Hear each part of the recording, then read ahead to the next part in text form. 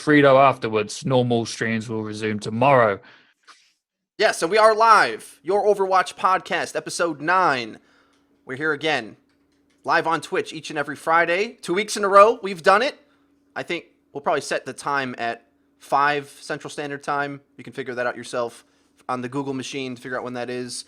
And we've also decided that Coach Frito will come back on Fridays after the podcast. So stay tuned in after we're done talking here, and I'll go into Coach Frito mode, and the VODs for that I've also decided is going to go my personal channel, where there also is new vlog content about Overwatch esports as well. By the way, mods in chat, if you could make a command for me, ! Frito, to link people to my personal channel to find those things. So, a lot of cool things was happening in Overwatch. My webcam won't be on today, so I feel a little self-conscious actually just talking here and looking at my friends' faces. But anyway, it's not working this time. Maybe next time we'll try to get it to work. Lots of cool things down the pipeline, things down the rumor mill, as well as the truther mill, I guess, because Kaplan said things that are definitely coming, and then there was some conspicuous leaks. First of all, I need to say this before anyone else does, because I want to feel smart.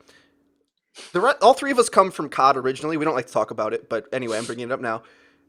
We're used to these leaks, quote unquote, right on time. Do you know what I mean? Like right before something happens.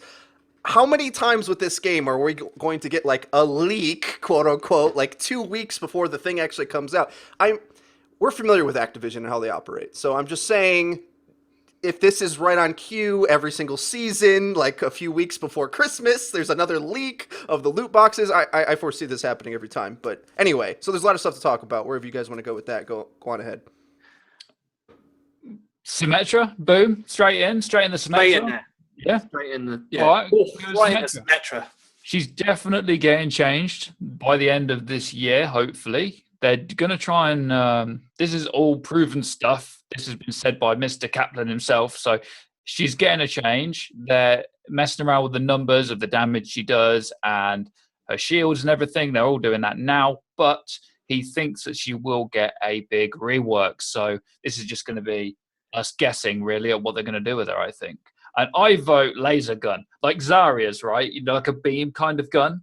I think that'd be cool because they want to see her viable everywhere, and they don't want her in the support category. They're not going to make her a healer or anything. So I'd just like a beam gun to fry things with, like Zarya's, but somehow in a DPS format, not a tank that builds up charge. That's what I'd like. Well, you say we're guessing, but we actually, I think, can make some pretty informed hypotheses or guesstimates based upon what we know Blizzard, the way they think, right, the way they work. And the first thing I would say is maybe they could make it a beam gun of some sort, but they're pretty keen on making sure not to overlap any abilities. That's like a core design philosophy of this game. They don't want any character to feel repetitive in any way, which is partially why I think they put their foot down on saying no healing on Symmetra. Actually, on second thought, Frito was right. The hero roles don't make any sense. She probably could be a defense hero. Oh my goodness, who would have thunk it? Anyway, with that being said, we probably can twist the dials ourselves in the lab here to think about what could work and what could be viable. Now, an absolutely insane idea that I had, and it was more for a thought experiment, if anything. I dropped it at the end of the Buff video that I did on when Widowmaker was announced. And I said, I think Symmetra could have an invulnerable teleporter, which I had the most dichotomous response I've ever seen from the channel. Tons of people saying like, yeah, that's a great idea. And other people saying, that's a horrible idea. It would break the game entirely. This is how I honestly feel, right? I think Symmetra's kit is so bad that even if she guaranteed value with her teleporter, in that you can put it on the field and it can't be countered, quote unquote, can't be countered, that's a whole nother discussion I could say for 10 minutes or so, but it still would not be as good as Nano Boost, Res, Transcendence, maybe better than Drop the Beat a little bit. But generally speaking, the support ultimates are amazing, and it would have to be on that level of amazing to really be any good in this current meta. Because what you have to realize, Symmetra was viable 3 or so metas ago, but so many other things have been changed since then. So many more things are viable, and we have Ana in the mix as well. That's how I think it... I honestly think it would barely be viable if that crazy change that I proposed went into action. So That's So my thoughts on it. Something I kind of agree with you. I don't even know if I think it's a good idea, but I agree with you that it may still not even be good enough because we've had it a couple of times where the enemy team gets a teleporter and we kill them anyway. We kill them when they come out the teleporter one by one. Even if they were to group up, then we would have got the point by then. So a lot of the time, even with the telly, if you're playing well, it doesn't do anything anyway. It's not that great. It's not as great as people think it is, at least the level we play at. It can be, but we've definitely had games where they just keep coming out and we just wipe them and then they come out again and we wipe them and it didn't do anything. So could you change her ultimate so that instead of a teleporter, her ultimate is that whichever team she's on, when she activates her ultimate for an entire minute, her team doesn't suffer respawn penalty. So no delay. Just spawn, spawn, spawn, spawn, spawn.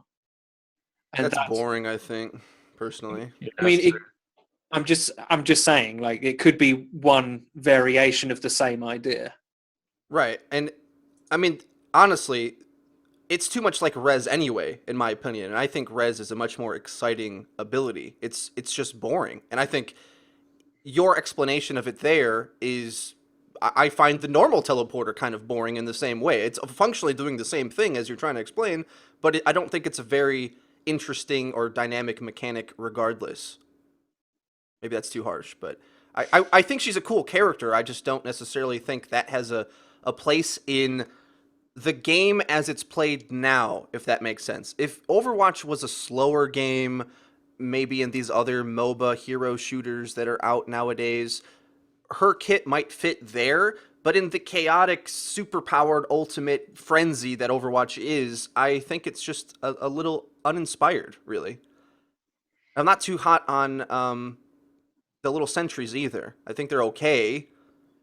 I was just thinking in my head, like Torb up against Symmetra, and they're not on about changing him, and he is much better at what they're supposed to do than her. Of course, if you get lucky, you get the teleporter, yeah, it can work, but he can just molten core and kill things. Like, he does a lot of damage, and it's not that hard to hit, and his turret can do a lot of damage when he ults, and he can drop a decent amount of armor for people too. He's just better, isn't he?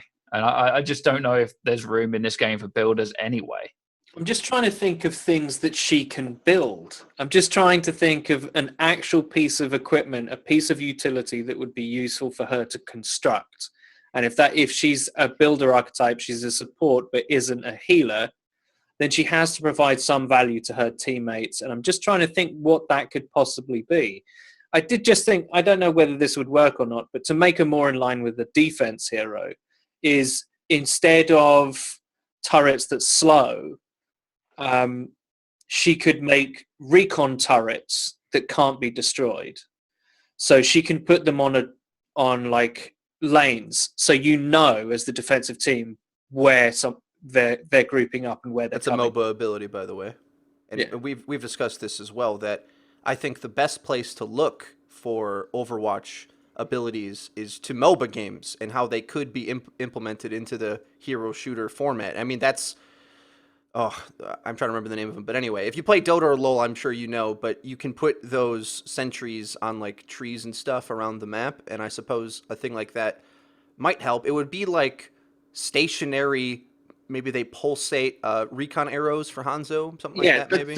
That's what made me think of the idea, because I think I kind of underestimated how useful the recon arrow can be. I'm not saying it's great, but it does definitely help a defensive team, especially because it's recon, if much like Widow's recon, when they're out of your line of sight, they show up through the wall instead of just, all the time. So I don't know. There's going to have to be something that she does, something that she makes that's useful. What can she make? Armor. Torb already does that. She already gives shields, but maybe not enough. There's going to have to be something that she makes.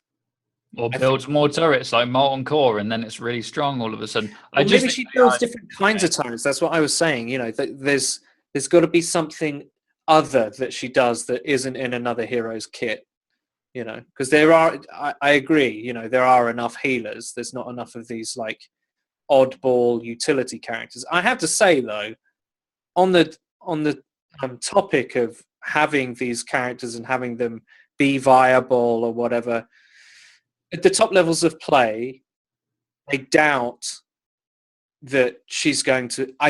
Even though I don't know the changes they're going to make to her, I still doubt that she's going to be at the top of the top levels of play. They're going to be careful with it, right? They're not just going to bring her in and she's going to be amazing. So when they do change her, she'll probably be even worse than she is now until they tweak around a little bit and see what it is. Yeah, I don't know. Well, either way, I think we're all in agreement, and it seems Blizzard's probably in agreement as well, that it's going to be some sort of rework, which I think is exciting. To look towards other games as well, TF2, I believe, had ammo depots that you could put down. Maybe like some sort of upgrade might be okay. But again, I kind of want her to do stuff, not upgrade you with shields. I think that's not active enough. What if she could construct shields that had a lot of health that stayed in one place? So she could construct a shield for a Widow so that Widow wouldn't have to stay behind a Rhine shield. Shield almost. Like a cover. Like like cover that you can shoot through, but they can't hit you.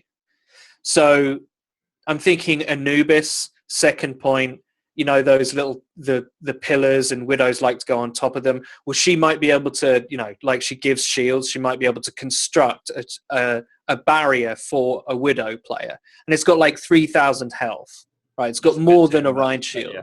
I think that's too much, but yeah. No, but you're going to... Depends on the size, I guess, right? It depends on the size, and she can't rebuild it in the same place.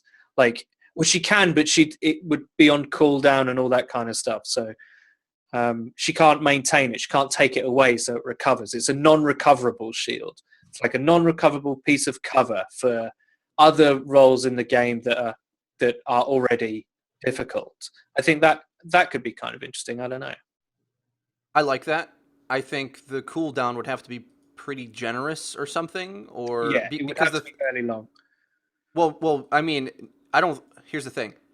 I feel one of two things can easily happen, because if you remember, and I don't know if we all got to play in the beta or barely at all, because we pretty much all picked up the game at launch, but Bastion used to have a shield in front of him, right? Yeah.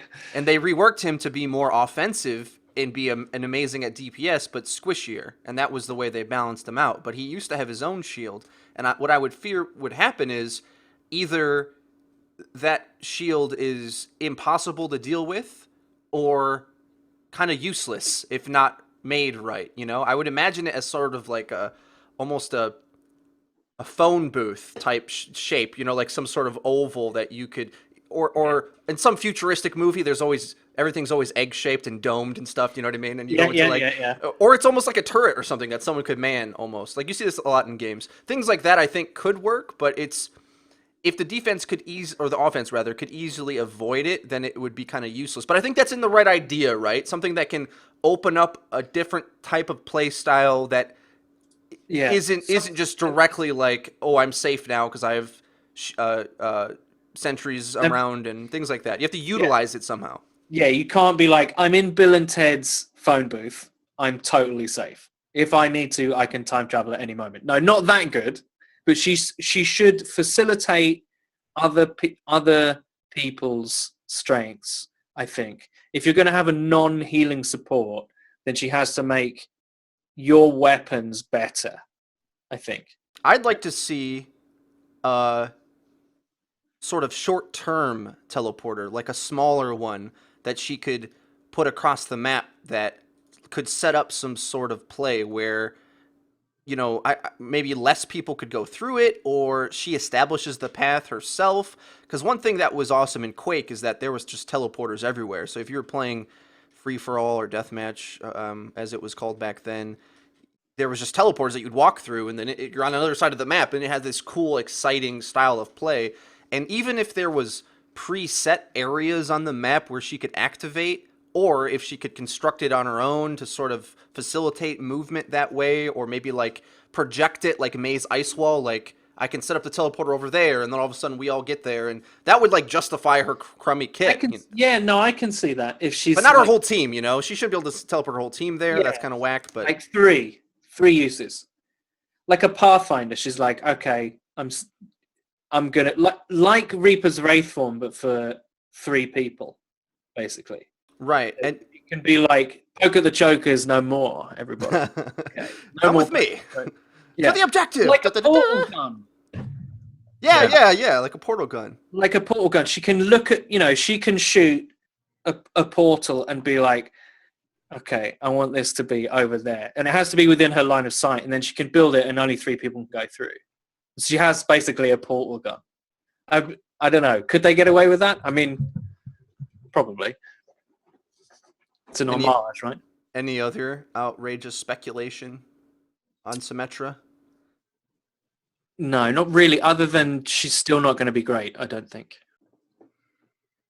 I think another whole section of her kit being a problem that everyone mentions, that I hear talk about this, is her gun, in that her big ball, I find kind of fun and satisfying to use, but it's just so unreliable that it's kind of luck based almost, and if you hit something, it's almost their fault. Like the slowest, totally the slowest moving snowball or something, just sort of drifting through the air, and if you get hit by it, you kind of feel like a dunce, like, oh, just uninstall now. Like, but right, just giving her a teleporter. But yeah, I do kind of like, when I did use it, I liked using it. It's just maybe if they could speed that up somehow and make it deal less damage so it's more reliable. I like the idea of charged shots, and I don't think there's enough of them in Overwatch, actually. Or there's a gun, I think, in Unreal where you can shoot a ball, and then if you shoot the ball with the alternate fire, it like explodes it, if that makes sense. Yeah. That's an Unreal Tournament gun. I forget what it's called, but that could be... We can just rip stuff off. Come on. Anyway. What if she, how Mercy can attack boost DPS?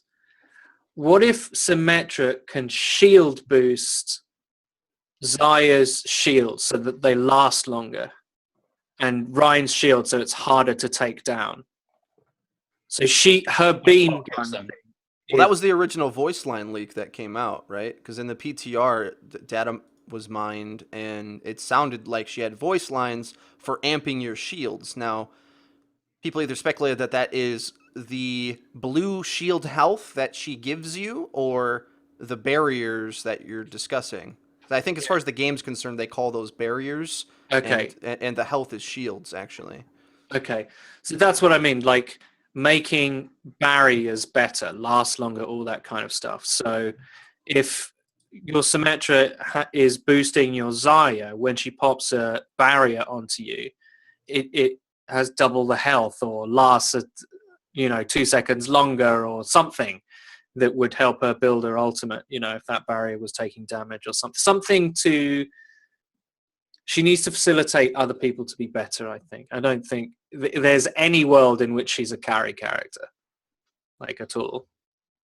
Unless they turn her into, like, a tech DPS. I don't even know how they do that. But no, I like your idea of making other people on your team better. That way you can keep her in the support category, and we can leave it alone, because I don't want more healers and more supporters. I want them to bring out a new tank or a new DPS or something. God, can you imagine what happens when they bring out a new DPS? Everyone is going to just straight away jump on that, aren't they? Even if they're rubbish. I'm picking them. No, it's viable. Nah. To sort of switch topics into what you're saying here, Blizzard, Jeff Kaplan, did say that there's another hero down the pipeline which we could expect next year. So early next year, I think, yeah. Right, because Sombra is probably going to come out near the Day of the Dead. She's... I forget all of her lore, but it just all makes sense, right? For this all to happen near BlizzCon in October. The next update's coming. Ana came at near the last update right before it, I think, maybe a few weeks or something. The time is now for Sombra. But so that's going to be the stealthy hacker character. We've speculated about that on the channel before. But so next up has to be a DPS or a tank of sorts, whether it's defensive, offensive, or, Yeah, I'd like to see a new DPS, definitely. I just don't know what they're going to do, and if it is another DPS, it's like Hanzo, where it's kind of viable, but only if you're really good on certain maps. And for 6 months, it's just going to be, as soon as you're insta-lock, this hero, whatever, and it's just going to be horrible. It's going to be horrible.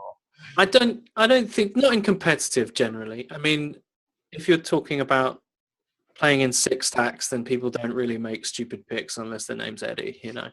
Yeah. People in chat said this, and I also thought this as well. Doomfist, which may or may not be the one that's next up, but likely would be what they have said they tried to do is make a melee hero of sorts, which is very difficult in the shooter environment because it very easily can be it just doesn't work or either.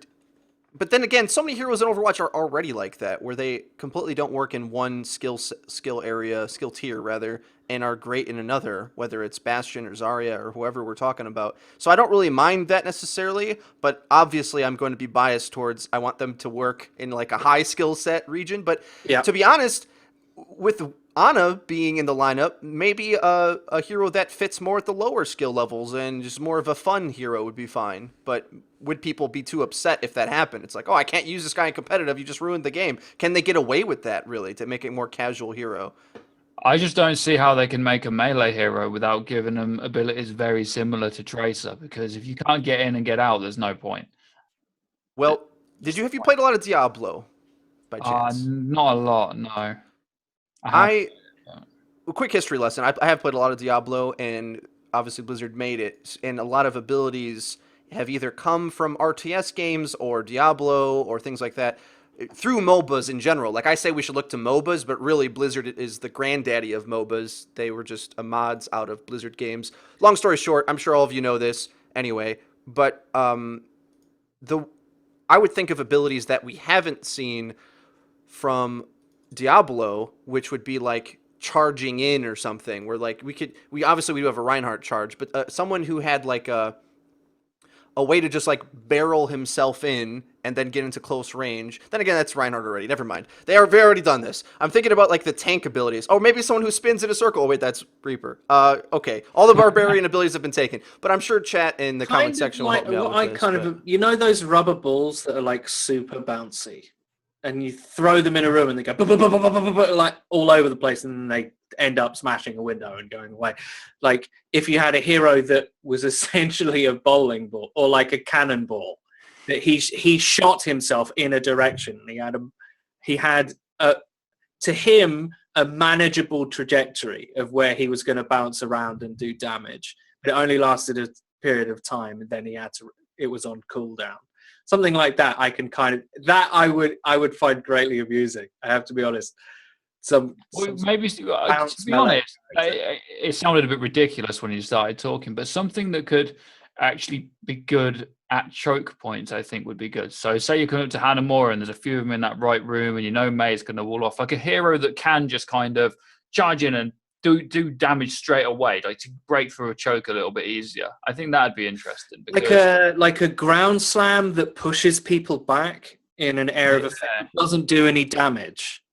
All right. Yeah, so a character is like, he does this giant doom fist move where it goes bang, and it just sends this shockwave back, and it knocks people back from a choke that are defending it, or it knocks attackers away, but it doesn't do any damage. So his entire utility is in positioning, and I can kind of see that working. That would be fun, right?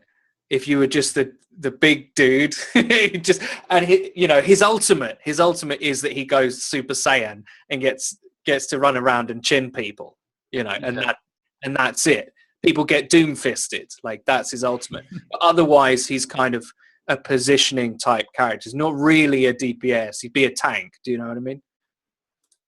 Yeah. It's interesting. The thing is, when we start talking about this, I start to realize the threads in the timeline of how I'm sure Blizzard went down it, and seeing the connections to the other games that they've drawn inspiration from. Because really, like, Winston's got the leap, and sort of what you're saying, but to a lesser extent. So maybe that's not close enough for it to count. But Ryan already, because I know that, like they said, they tried to make Genji and Hanzo the same hero and wanted him to be melee, but it just didn't work. So it ended up being that, like, even though Winston's not a melee hero. He's sort of effectively melee. Like his weapon is as easy to hit as Reinhardt's melee as far as I'm concerned, right? Both of them sort of fit the just jump in and do stuff, but they have these massive hitboxes that make them easy to hit, and they don't do as much damage, so they're more manageable. Ultimately, I think a melee hero would have to fit into that, and I'm almost foreseeing a smaller character, because I don't think Doomfist is big from what I've seen. But I think he almost would have to be a big hitbox for any of this to work. Otherwise, he'd be too hard to deal with.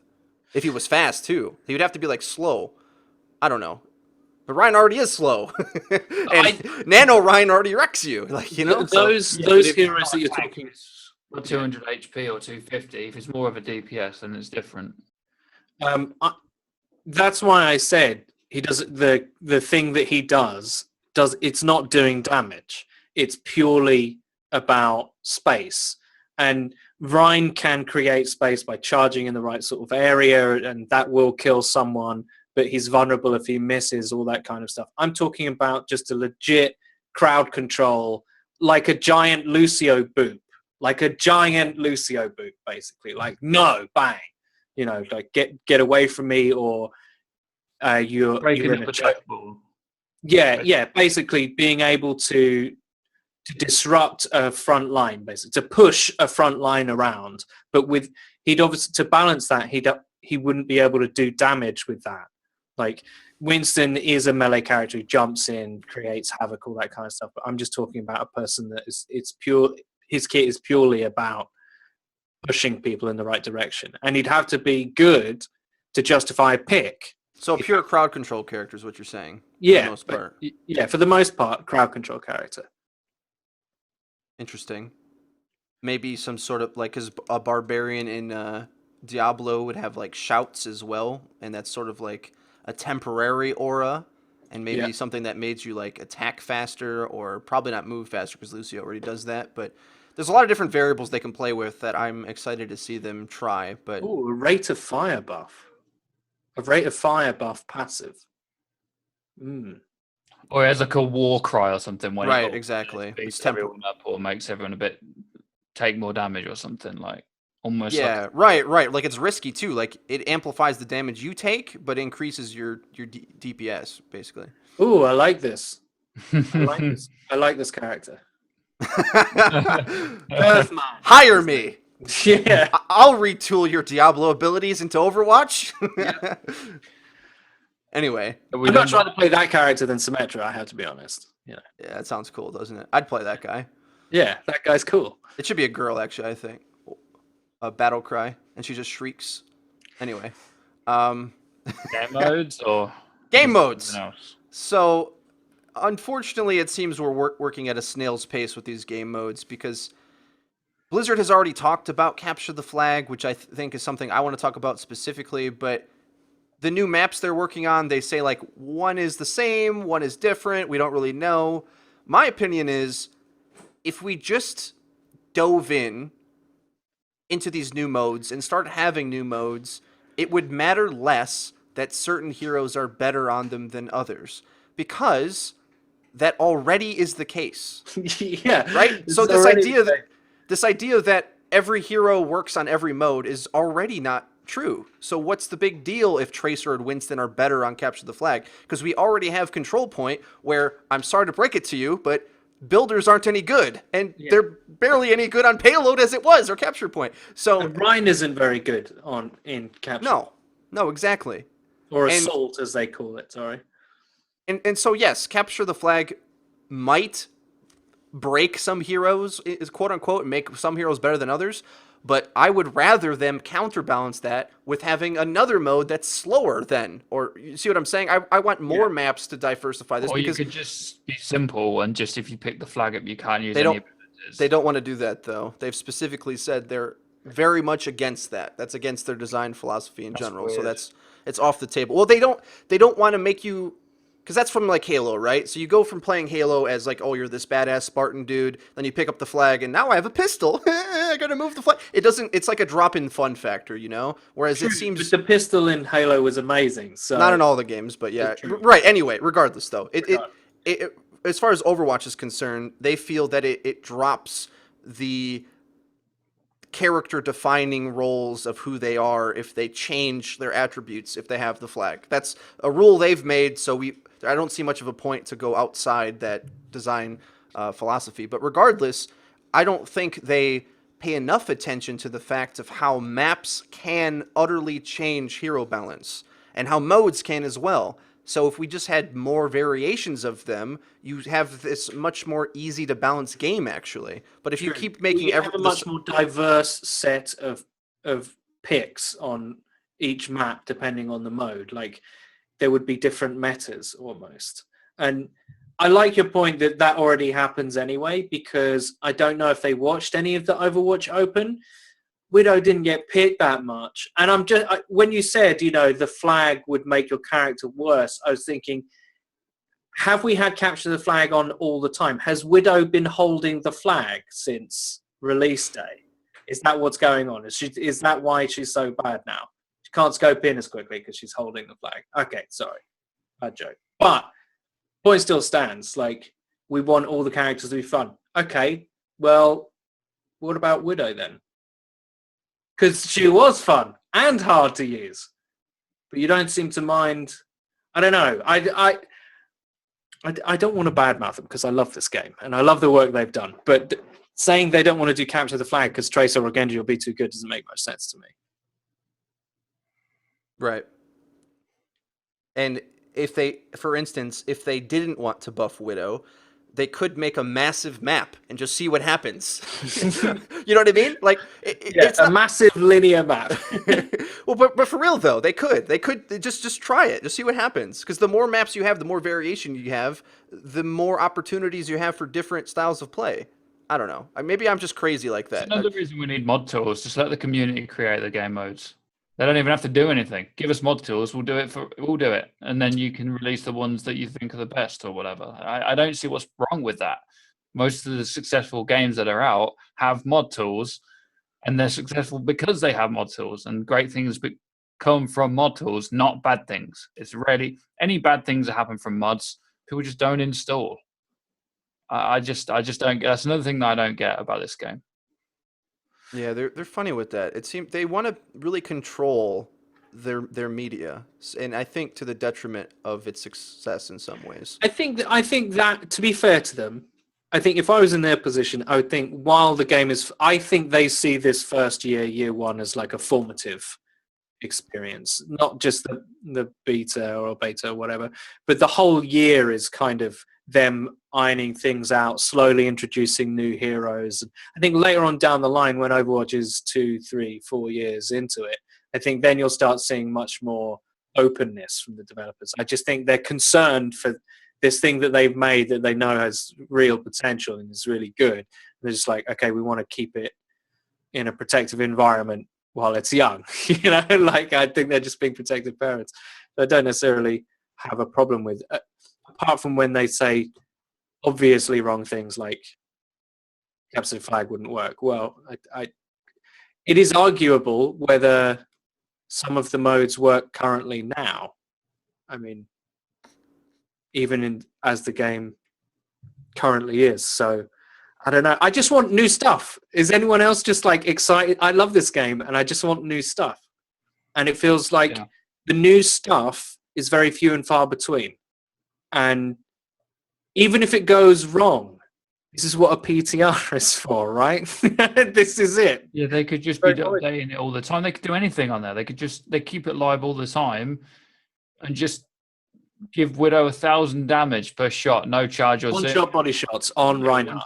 Foot shot on Ryan, yeah. See what happens. They could though. It wouldn't matter on the PTR. They could just tweak these numbers when they want. It's got to be flip of the switch, hasn't it? If they want to change it, they could just change it next day. Change the numbers, see what happens. And they're just trying. It feels like they're just trying to be a little bit too safe with it. Yeah, I mean, we do have to talk about the elephant in the room, which is whenever they add a new hero. This is especially. I say whenever, they've only added one really. But when they added Ana, she's now become quite dominant. We are in the nano meta, right? That is unavoidable, you know, it's particularly on payload, and particularly at the pro levels. So I don't think these things are avoidable. I'm prepared as a member of the community to give them a lot more slack, actually, and to be like, it's not going to be perfect. We've made this point many times. It's like, it's not possible to have perfect balance. Eventually, the top tier stuff will just rise to the top. It won't be ahead by much, but it will be just enough so that the people in the top tier of playing, like skill-wise, there will always be what fighting game players call a tier list. But I shouldn't mention fighting games. I'll get shouted at. I agree. But yeah, with everything, including the not mentioning fighting games. yeah. I would still like, even though it is very similar to the game modes we have, and the maps may have to be a bit bigger to get it to work, but I like a tug of war type game mode. I think that'd be cool. Either a payload in the middle that you have to try and push both ways. So you're trying to push it towards them, they're trying to push it towards you. I think that'd be cool.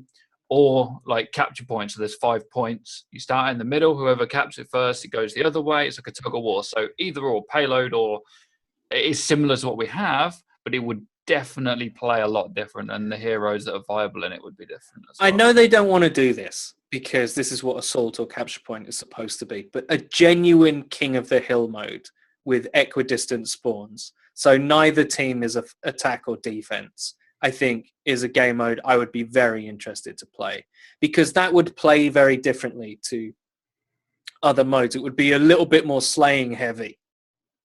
You mean one where it moves across the map, you mean? Yeah, where you take the point, get points by staying on it, then it moves. Do you see what I'm saying?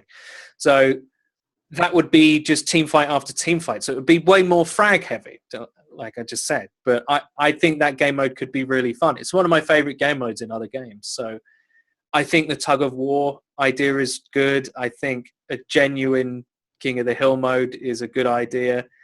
And I just don't see what the problem is with trying this stuff out, and being like, well, it turns out Reaper's pretty good on King of the Hill, to just hold mouse one, everything's dead. So I don't know, but I'd love to see it. It feels like in some ways, from hearing what they've said, it's like they don't want to overcomplicate the game.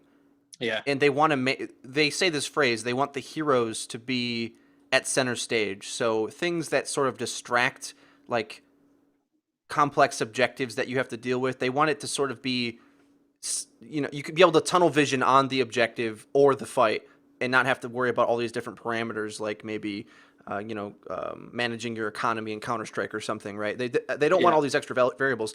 But with that being said, the current time bank system is so convoluted anyway, right? It literally, there's no way to explain it under 3 minutes, I think. You need 3 minutes of spoken time to explain all the intricacies of what can happen.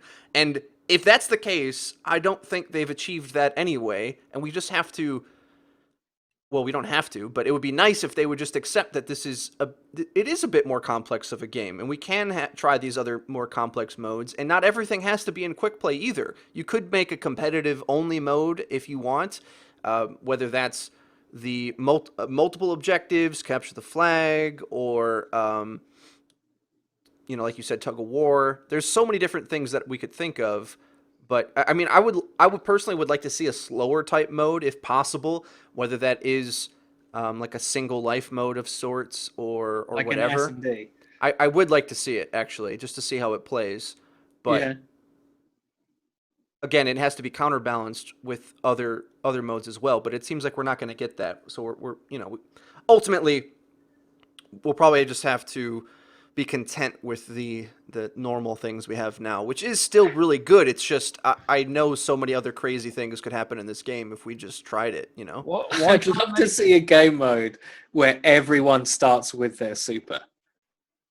Or their ultimate. Like everyone starts with their ultimate in their pocket. And just see what happens. Maybe a capture point or something. A middle capture point. It's just called team fight. All right, and it's a really short game mode. And you've got a capture point in the middle, and everyone starts with their ultimates. Go. So a brawl. It just needs to be a brawl, really. Yeah, but that is a proper brawl mode. Like that, I would play. Like I would play that. That would be fun. Everyone just take McCree at the start. 12 high noons. noon. So I was going to go on the serious thing, and I don't see why they can't just do stopwatch. Why can't they just do stopwatch? You did it in a better time. You win. Whee! It's sorted. can. Everyone understands. Just do it. Not, oh, well, you did a better time, but we're going to give you a minute here anyway, and then we're going to make that the same for you. And then if you get the point, we'll give you another 30 seconds. And it feels like getting a mortgage. It feels like, at the end of the game, you're like, Mr. Bank Manager, how's my credit? How's my time bank credit going right now? Am I up or am I down? Well, you see, what you didn't do is you didn't borrow enough time. Okay, you paid your time too quickly, so now the other team actually has the advantage. It's funny how that works out. Yeah, it's just dumb. Who did it quicker? Can we just get to that point? Yeah, that's it. I want to play the next team now. Thanks. Yeah. I'll play a series if you put stopwatch in. Maybe a competitive game to get the competitive rewards is a best out of 3, and they're random maps and modes, so like control, assault, hybrid, like payload or whatever. A series of 3, but it's stopwatch. For the love of God, I don't want to play Volskaya for 20 minutes. Please. Please. Yeah, I can't be doing with it. It drives me crazy. Yeah. Someone in the chat said they don't want to copy TF2, but I don't think that's the case at all. I think what they have explained it as is that they want the maps to finish, but that is more dependent on the meta, actually, not however you divvy up the time. Because another argument that I hear a lot of people bring up, which I think they're just kind of misunderstanding how this works, they say, well, how do you deal with overtime when the time is extended and people are still pushing the cart? As if it seems like when they ask that question, they don't realize that your time is just still ticking up. So if you're the first team to go and you're pushing the cart in overtime, you're extending the time of the next team. The other team they just have to match whatever time you had. It's far less complicated than people make it seem. And you didn't reach it? Well, the game's over. Yeah, but here's the thing, right? The next team don't get overtime, right? The next team don't get it. Even in stopwatch, it still has a time bank aspect to it. It's just the first team sets the time bank for the next team. Yeah. It's that simple. The same things happen here, right? You just extend it out until possibly a whole nother round where you have to start the map over, and then you have these really clusterly engagements where you have 60 seconds left, and it feels like we're back on coin flip anyway. That's what I think. It's like it's just a stone's throw away from coin flip, and that's all I have to say about it, really. I mean, it's far more simplistic than people are making it seem. Stopwatch is better. Yeah, it's just better. The amount of times I've said, if that was stopwatch, we would have won. The amount of time, and it rustles me every time, deep within my soul. I'm like, especially if we go on to don't become enjoyable either, do they? Once we have 6 rounds on each side, and then another one, and then you get another 30 seconds, and then they get another 30 seconds, and then you get another minute, and then you go on the other side again. Like, them games are just not fun. They're just not. It's not like, oh, it's competitive, I need to win this. It's like, can I please leave now? I wanted People to say by now, The reason why time bank is better is because it gives teams less chance to get lucky. And I'm like, well, that's why you play shorter games in a series instead of one long game that goes on forever and is on a map and a mode that isn't fantastic anyway. Can we just play a series, please?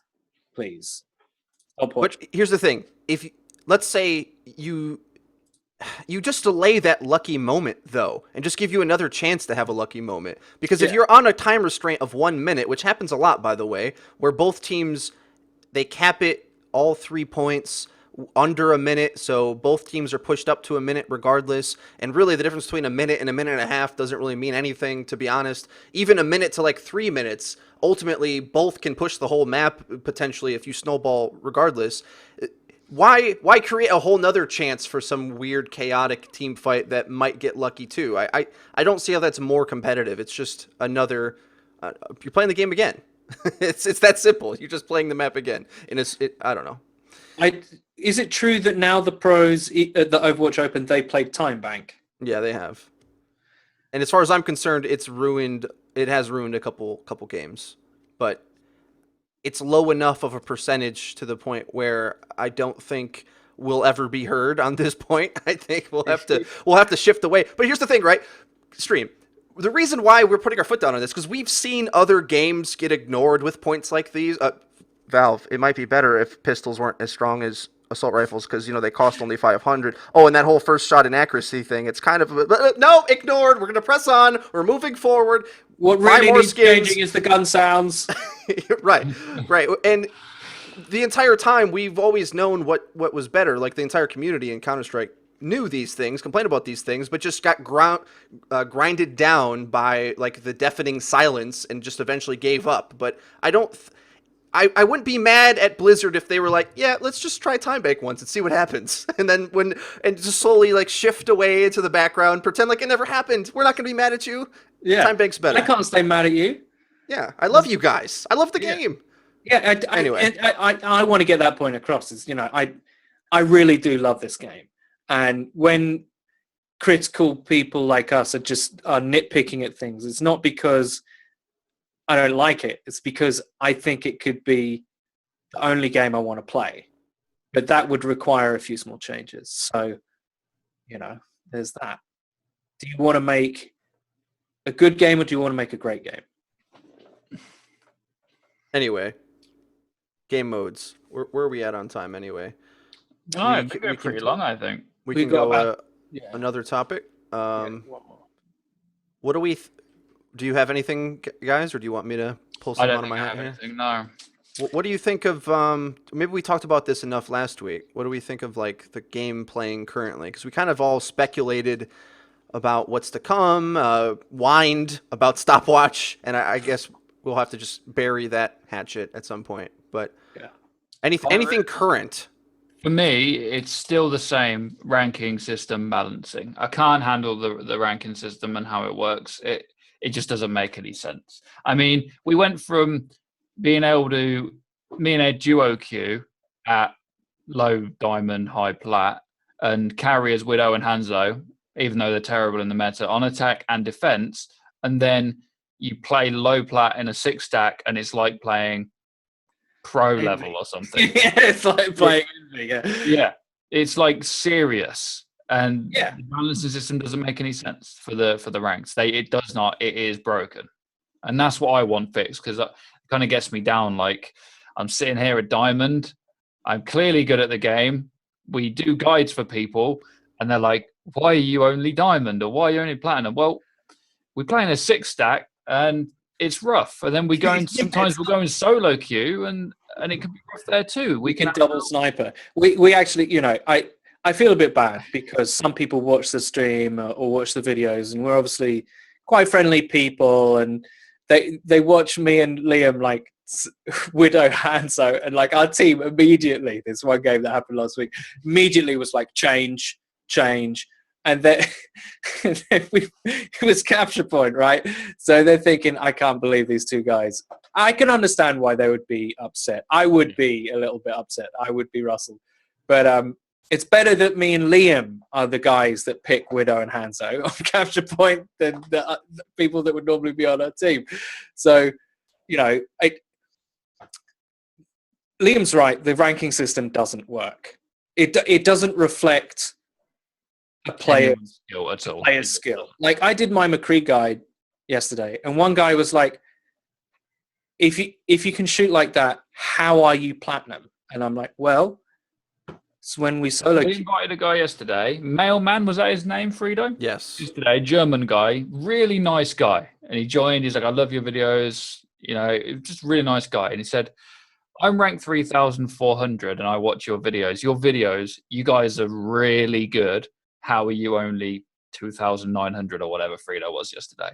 It's like, I don't know. It's just a game. This guy was like, is much higher level than us. He's like, you are better than me. Why are you ranked that low? Some people realize, some people don't. The system is broken. It is. I think we made the mistake as well. It's the problem with. I think duo queuing is probably the easiest way to rank up. Yeah, I think to get ranking points. Yeah. Duo queuing is easier because you're taking less of a gamble. If you 3-stack, which we used to do, you're gambling, and it's a 50-50. Who the other team will most likely have a 3-stack as well. You're gambling, and possibly 2 3-stacks as well. Yeah, possibly. You're gambling on who gets the better teammates out of those 2-3 stacks or whatever. You are actually gambling. Whereas because it's duo queue, you'll get a couple of duos, but mostly singles intermingled with you. So there isn't that high risk, I've got the triple Hanzo, triple threat, on my team, picking Battle Symmetra on Capture Point or whatever. And they've got, Taimu and Tailspin, just, chilling, smurfing, like there's less of that gamble if you duo queue. Now, if you go up to 3, it's a gamble. And that's what we did. So if you want to know the reason why I'm the lowest out of all of us, because I played support when support got rewarded the less, and we were playing in a 3-stack. And this was back in the day of we just got unlucky is the actual truth. I think you should either play this game in a full 6 and experience what the game is actually like and learn how to get better and have serious competition, or duo queue. And those are the only 2 options, I think. A key point that fun for that long. Sorry, carry on. A key point in that duo queue thing that we've discovered and spoke about off stream before. In duo queue, because there's so many singles, there isn't much synergy going on. So the synergy plays you and your friend can carry the game more than if you're in a 3 trying to synergize versus another 3 that are synergizing as well. And then ultimately, you guys cancel each other out in a way. And it turns out that it's your randoms versus theirs. That's what it kind of feels like in the 3 stacks. Or you just play 6-man. Obviously, is the most consistent way to play because you control all the variables, but it's the hardest way to play in some ways too. In terms of competition, it's maybe the least toxic. But go ahead. I don't have a lot of proof on this other than the fact we did play Masters a few times, right? But I would bet money that low plat is the same as Masters in a 6-stack. I think it would be the same difficulty. I don't think that the system works at all in a 6-stack. And I played solo queue the day, played Anna, didn't play her that well. Frito says I played her all right. And I won most of my games solo queue, carrying as Anna because she's a very good high impact pick. I'm not a better player now that I'm 400 ELO higher, and the people I'm playing aren't any better either. And it just doesn't work. I just don't like it. And that isn't fun either. I don't like carrying like that. I want to play the 6-stack, but I'd like the rank of the 6-stack to reflect the skill of the 6-stack, not just, well, you're platinum, but actually it feels like you're playing pro. I just want the system to be better. Yeah. I think the only thing that I would disagree with that is that I think the knowledge base of most masters is a lot higher, and the skill might be the same. I think that's the major difference. I don't think. I think it'd be very similar. If you're solo queuing in masters, right? Because it seems the knowledge, right. Okay, the knowledge would be the same, but that's kind of our point, right? Because when we play at 6-stack at either high plat or diamond, it seems like the grand majority of teams, and people who watch our streams a lot know this to be the case, seem to understand the fundamentals of the game. Whereas at that same exact rank in solo or duo queue or whatever, all the randoms in that game have no idea what trickling is, right? They just don't even know, the basics of grouping up, they don't understand, right? The gap between the knowledge there is immense, whereas at master's rank at 6-stack, I think the skill goes up, but the knowledge is probably about the same, because both versions have the knowledge of what to do, generally speaking. Playing the same game, so to speak. Yeah, you saw this in action the other night, in the one game that I played, and I came on, and, our randoms pick DPS, and it's on Lucio duty. There's nothing that really irritates me to a grander scale than one, if I'm going to have to, if other people have auto picked DPS and we can't just have 5. Maybe we should play the solo queue meta and actually have 5 DPS and see what they do. But I can't really do that, even though I know sometimes it's the right thing to do, and it's too counterintuitive for my tiny little brain to handle. So I was playing as Lucio, and our Farah was saying, first of all, me and Frito were saying, we have to group up or we're just going to lose because you keep trickling in. And me and Frito are waiting in spawn on capture point. And our Farah is just, as Frito is saying, see this guy Ed, he's smart, and I'm sitting behind a bush, not peeking. It's like, this guy's smart, don't peek, don't walk in and trickle. And the guy walks past me and Frito and says, yeah, okay, and then dies. Literally in the same sentence. Yeah, I won't, and then dead. Like, it was amazing. And at Masters, people don't do that. That's the difference. Someone asked in the chat if we take questions. We do, but we won't always read them out for this. I don't know if Frida has the chat on the screen, but something I did want to talk about, someone said in the chat, is in CSGO, playing higher ranks feels like actual progression. And this is what the point I've tried to make recently, is that the CSGO system definitely isn't flawless, but I mean, we got to global and got bored because you couldn't go any higher, so we went to face it and different things. But yeah, you feel that progression as you get in. Well, it's getting harder, it's getting harder. And sometimes, yeah, in Supreme and Global, some of the higher ranks in CSGO, you get someone on your team and you think, he doesn't know what he's talking about, but usually they can aim or something. Whereas in Overwatch, you get some people in like high diamond that just, it's like they just got the game. And that doesn't happen in CSGO. It just doesn't. Right, and with that evidence alone, you can say something is wrong. We may disagree on what the wrong thing is with Blizzard, but I think indisputably that shouldn't happen. We shouldn't join every single game and almost never find a teammate that knows half of what we know. It feels like they know a tenth of what we know, maybe. Like, oh, Pharaoh has a jump pack. Like, that's what they seem to know, right? Not when a double jump. Yeah, this key information. But ultimately, I think that comes down to, as we said last week, basing it on wins, not baiting performance stats. But anyway, wins, and everyone gets the same points reward for a win. Right. Why does CS, which should arguably have more to do with individual skill, do that? But a game that's entirely based upon team play dynamics somehow tries to do the most impossible job and rate you based on individual performance. When here's the thing, right? The expectations of what you can achieve based upon your team comp versus the other team's comp completely shifts game to game. Like, entirely. Like, the stats that you could get in one game are completely irrelevant to a different circumstance. For instance, I was just goofed around in quick play last night or this morning, I don't remember, and I played against an Ana, Lucio, and 4 Reinhardts in quick play, right? So now that doesn't happen in competitive, but an equivalently wacky thing can happen in competitive, right? Whether they have so many tanks or no tanks or whatever, and it could skew your stats. Yeah. Are your rankings getting screwed up based upon everyone picking DPS? I don't know, and nobody knows. So that's why the simplest answer is just win or lose, because the game is too complex and has too many variables to understand this. Like, if you pick let's say, a DPS character and they have tons of tanks and you get loads of trash damage, it looks like you did tons of damage, but it didn't really amount to anything. Whereas if they have a bunch of squishy characters and you might deal less damage, but win the game and carry and play way better than you did in the first example. And then there's the other side of that, right? So what you said about doing loads of damage and it counting. You can also do something that may not seem high impact to the game, like putting up a May wall that saves everyone, right? That isn't matched in your stats or your ranking or anything. It doesn't do anything.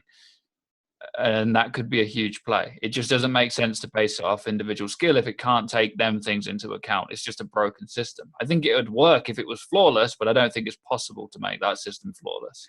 This is why some sports commentators don't trust analytics entirely. You know, there's so much, if you look in pro sports, there's role players within teams that, you know, if you're a basketball player, you're playing defense, what's the metric for hustle? Is it distance covered? How do you quantify effort, you know, in that professional sport, which that hustle on individual plays can lessen someone else's shooting percentage, but it will show on the other guy's shooting percentage, but it won't show on the player, right? So how can the game know, right? Oh, well, this Mercy, when she did X amount of healing, but it was this part of healing for a period of 3 seconds in a huge team fight that kept one person barely. Or better yet, the time she decided not to heal, tanking that stat to stay alive to res 5 people. Yeah. Which is how to play Mercy, by the way. Not for the stat of more healing, but for the big res. Yeah, that's all she's really useful for. Are you telling me that the game knows that? There's no way. It couldn't. There's no way. Not yeah. I mean, AI is coming. I know that, right? The machine overlords are on the way. I just don't think Blizzard has them yet. Is what I'm trying to say. Yeah, I agree. I think it's just, and we've said this before. You guys know our thoughts. It's same points for everybody on the team. It's a team game. It's not an individual game. So. Halloween loot boxes. Thoughts? I was going to say something else. Yeah. Go ahead. Go. We'll do that one last. Someone asked about season 3 and if they've said anything about that. And I just wanted to weigh in on this quick because it's a good question. I don't think they have said anything about season 3 competitive, but when it's coming and it ends, season 2 ends, season 3 has to be ready to play because they can't have a big gap. Battlefield's coming out, Call of Duty's coming out. You cannot have a month or so, or even 2 weeks, even 1 week where people can't play competitive because no one cares about quick play other than some casual people. And the brawls aren't usually that great. And it is a competitive game, and that aspect has to be playable always. There cannot be a gap, especially at this time of year. So when season 3 comes around, it needs to at least be on the PTR when season 2 ends, or else they're going to lose more players. And I guarantee they did lose players in between season 1 and 2 for that reason. And between 2 and 3, it would be very destructive for them, I think, if they didn't have that straight away. There needs to be something playable straight away. As soon Agreed. as anything else? I want it now. I want new things. No, the gap. So much needed to be adjusted at the end of season 1. With time bank and coin flip and whatever. There's so much had to be done that I can understand why they took their time with the PTR, and that kind of became the de facto competitive, right?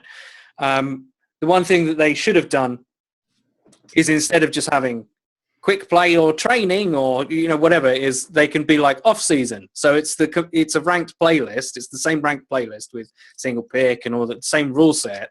It's off season, so it doesn't count, right? So they should at least leave that in if there's a gap, right? Or just have it ready to go. Maybe a week, maybe 2, but there can't be a big gap like there was. Absolutely not. Halloween stuff, new stuff. We want new stuff. I want new stuff, but I'd rather it wasn't a timed exclusive or whatever because that annoys me. Well, you must spend your money within these 2 weeks or play until you die or something so that you can get all the skins. I don't like that, but I do like the idea of having things. But for me, I just want the new hero, to be honest. And they've already announced they've nearly got a new map made, so maybe that will come with BlizzCon as well. So they would actually have another map and a new hero sooner than later. I'd like that. I got to be honest, my opinion isn't going to change on this whole timed thing, and so we spoke about this at great length. Probably, in fact, when many thousands of people didn't watch this channel, so maybe I'll say it in fast forward, though. I see these cosmetics as a way to give us the best multiplayer experience that's on the market right now. Other games fund their games by having heroes or maps through paywalls. Instead, we get these gimmicky timed cosmetics, which I have no problem with. In fact, I would prefer it if they were insanely priced rare items like CSGO. A month or two ago, I think me and Ed both purged our inventory of knives and rare skins. And the awesome thing about that is now I have hundreds of dollars in my Steam inventory for things that I probably won't. Not this game, unfortunately. Right. I would love to just transfer that into this game, right? If they were all on Steam, I could just buy more. Anyway, we liked that system. We liked gambling on pro matches every once in a while with the skins. I think it's a great commodity. I'd prefer that. We don't have that, but instead we have this other timed thing, which ultimately at the end of the day, I see cosmetics in a game very similarly to clothes or cars or other things that you might buy that other people have and you don't. Doesn't bother me in the slightest. If you have a cool hat and I want to buy it, I'll just buy it in the same way you got it. And people feel ripped off because there's a bit of a luck element to that as well. But there's luck in life all over the place. I don't really know. See, I'm not as bad as our mutual friend Brian, but there needs to be, for the time stuff, I can be like, all right, it's only out loot boxes. All right, okay, fine, whatever. It's not ideal. But for the main skins and stuff, like the main legendaries, there should just be a price you can pay. It's a joke. It's a bit of a joke. I play the game enough that I'll probably, I will end up with every skin ever. right, and enough loot in the game to buy any skin. Apart from the timed exclusives. Apart from the timed exclusive, whatever. I'm not really that bothered. Like, I want the one Tracer thing skin that was timed, and I can't get it, and that annoys me. you'll get it every summer. You'll get a chance to do it every summer. Oh, so maybe I'll get it next summer or the summer after that. Okay, yeah, that sounds reasonable. Okay. But they'll probably do a Winter Olympics one, dude. They'll probably do like a... But it's a summer thing, not a winter Yeah, one. she won't be wearing shorts. That's what he wants, I think. No, I like the Great Britain flag and everything. Can I just say, someone said in the chat, right? They want a Baker skin for Reaper, and when he ults, he shouts pie, pie, pie. I think that would be great. Just throw in pastries and pies and things around when it's spinning around in circles. I think that'd be great. Here's the thing, right? Custard pies, yeah. One of the things, and this is an argument I made about the original Summer Games skins too, it sucked because we didn't have other skins as well. I think seasonal timed skins would be okay if we also got other skins that were in the normal cycle that you could buy and get. There needs to be more of those. That's easy to say. And I'm pretty sure that this October Halloween one will be timed, so my argument still stands for that. But one thing that I think is going to just be inherently true, these skins will be better.